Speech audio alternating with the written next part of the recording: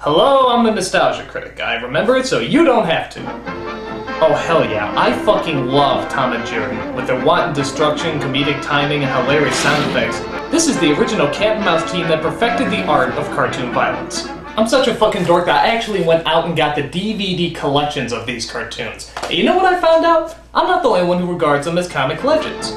There's directors, historians, and even comedy stars like Whoopi Goldberg and Mad TV cast members who all see Tom and Jerry as comedic gold. With a comedy team so legendary, you'd think Hollywood would put some real time and effort into their first feature-length film together. They do not.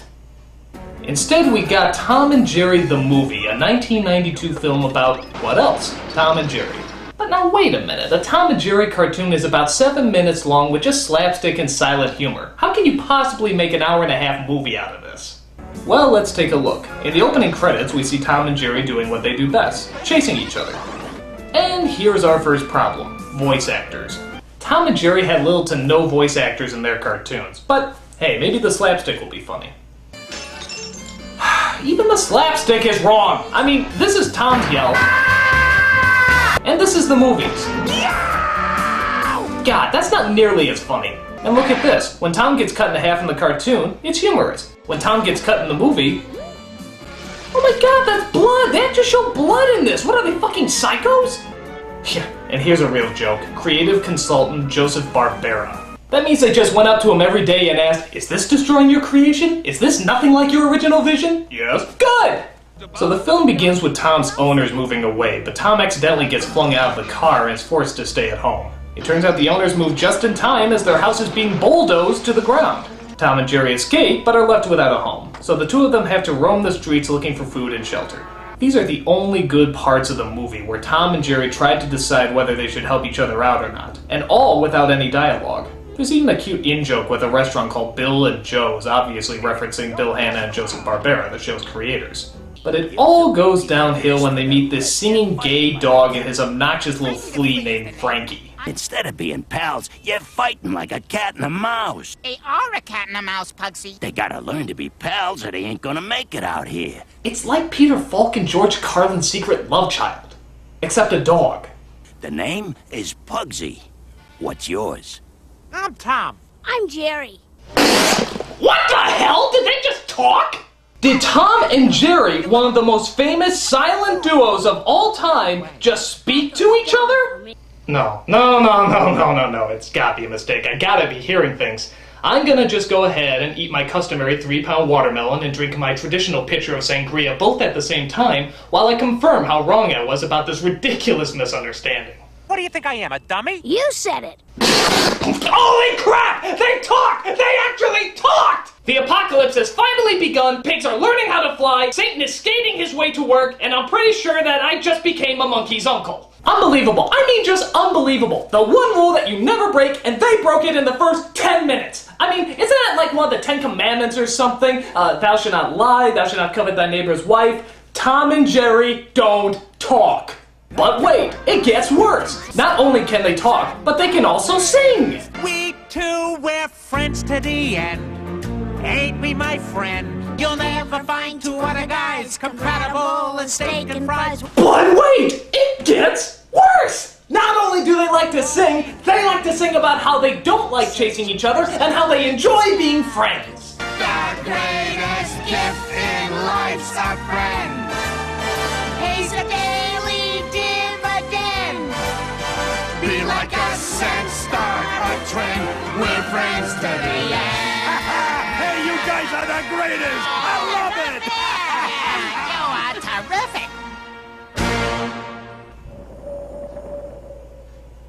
My God. Tom and Jerry are dead. Alas, poor Tom and Jerry. I knew them, viewing audience. Two fellows of infinite jest, of most excellent fancy.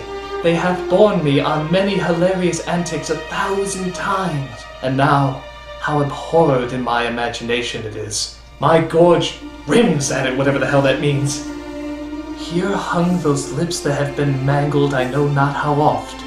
Where be your screams now, Your torn limbs, your shattered teeth, your set of bowling pins that were wont to set children and adults on a roar. Not one now to mark your antics. Whiskers fallen. Now, get you to Hollywood's chamber and tell them, let them stop this douchebaggery that shocks and terrorizes those with most excellent humor, and show them what made such great laughter so great. Make them laugh at that. Shitfuckers.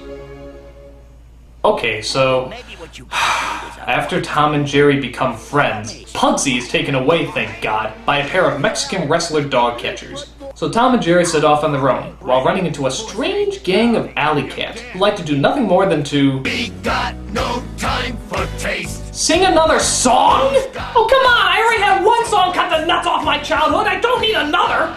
Look at this, it's like West Side Pussy. I mean, how can anyone find this entertaining? It's just torture!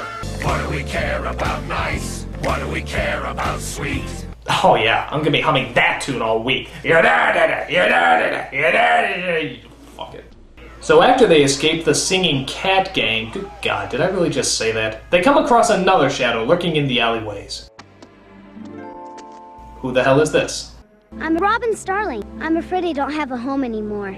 I'm sorry, we're trying to shoot a movie here. Is there any chance you can just kind of mosey along and, I'm an orphan. My mother died when I was a baby. Sucks. You know, we have a lot of shooting to do, and it's actually about Tom and Jerry. I'm sure it's gonna be very funny once it comes out, but you're kind of in the way right now, so if you could just, you know, kind of get out of the way, that'd be great. Aunt Fig was always calling me orphan. She even stole my locket and threw it out the window, but I climbed out and found it. You're really not gonna leave until we make a movie about you, huh? Uh-huh. Okay. Alright, a little rewrite here. Alright, Tom and Jerry the movie is now about a little orphan who's trying to find her father, Indiana Jones, while her evil aunt and lawyer go searching for her because apparently she's worth a lot of money. Oh, and there's a cat and mouse in there somewhere, but that's not important. So yeah, you're probably thinking, what the hell does this have to do with Tom and Jerry? Well, I guess the writers felt that the story needed a little bit more conflict, because, you know, Tom and Jerry didn't have any conflict whatsoever. So after talking under Exposition Bridge, Tom, Jerry, and Robin decide to go back to her aunt's house, because they figure a bad roof over their heads is better than no roof at all. I never thought anyone could depict an actual representation of a giant purple people eater, but if there's anything that comes close, it's Robin's aunt, who seems to be consumed by one thing. We've got to have money. Oh, sounds like the producers of this movie. So they talk about what they're gonna do with Robin and... Oh no, please, not another one. I'll do anything. I'll do your taxes, I'll shave your back, I'll prostitute myself for money, just please, not another one! Money is such a beautiful word. These fucking songs are horrible! It's like Alan Menken's puke somehow mutated and started writing music! That's disgusting. So you might be asking yourself, is there any slapstick in this movie? Well, there's a fat dog on a skateboard who seems to pester Tom and Jerry as they try to eat. Special. Oh yeah, and he sounds like Gollum. But again, why isn't it Tom and Jerry doing all the slapstick? I don't give a shit about the dog. I'm just praying they put him to sleep by the end of the movie. That goes double for me. After making a mess of the place, Robin's aunt decides to send Tom and Jerry to a person who takes care of pets named Dr. Applecheeks. By the way, have you noticed the strange names in this movie? Dr. Applecheeks, Aunt Fig, Mr. Lickboot? These are sounding more like abstract fetishes. So it turns out Dr. Applecheeks holds rich pets ransom and gives them back to their owners for outrageous amounts of money. How do I know this? Because he sings about it, of course! Yes, animals are business, a money-making business. I don't think so. So while in the pet prison, guess who they bump into? No, not him. You! You killed Tom and Jerry! You turned them into friends and ruined the franchise! What? So Tom and Jerry escape and try to help Robin get reunited with her father. Hey look, it's Tom Sawyer and Huckleberry Finn! I've been watching this movie too long. But a giant ship separates our heroes as Robin wakes up in an unknown house.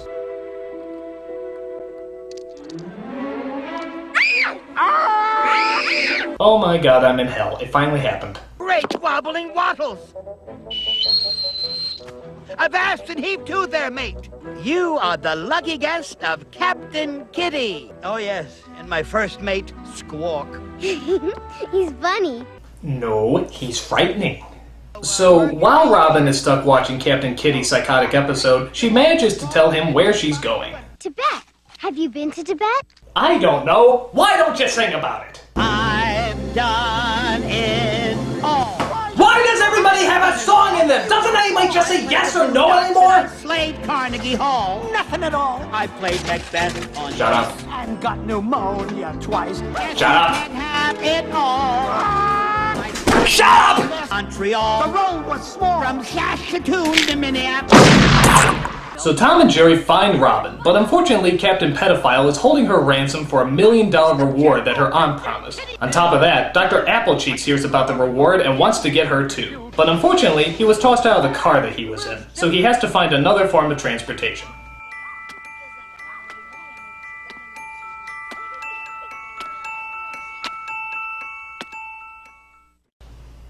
What the hell was that about?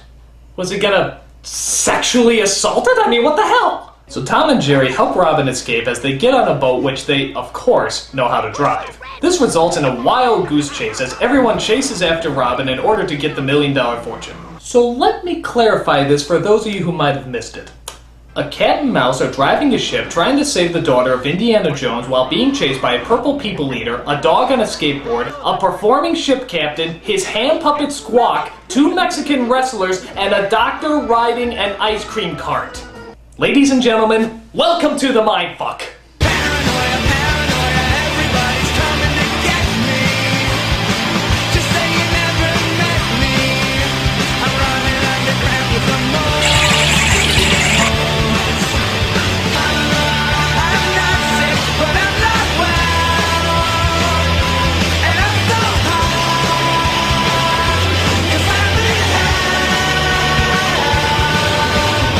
So Robin gets to the cabin where she thinks her dad is, only to find the bad guys are there waiting for her. But a lamp falls over and of course starts a fire, burning down the entire cabin. I always love how one spark can set off a house fire in like 2 seconds. Watch. You see? It looks like all hope is gone for our 3 heroes until... it's Robin's father, Indiana Jones! Robin! I'm coming! Hang on!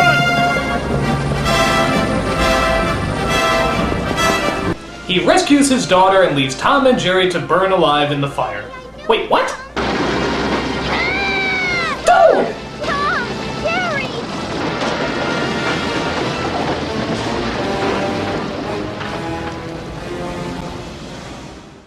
That's... dark. They're gone! My best friends are gone! Don't cry, Robin. We'll find them. Or at least what's left of their charred remains. Either way, we're eating tonight! Oh, of course they're alive. They survived Thanksgiving dinner's more threatening than that. So Robin and her father adopt the cat and mouse and invite them to live in their home, where, of course, Tom and Jerry start doing what they should have been doing throughout this entire movie. I love this little circle here, like, yep, that's what it's all about. But nope, that's not what this film is about. I'll tell you exactly what this film is about. An hour and a half too long! This film is awful, the lowest form of shit. It sucks ass. It sucks balls.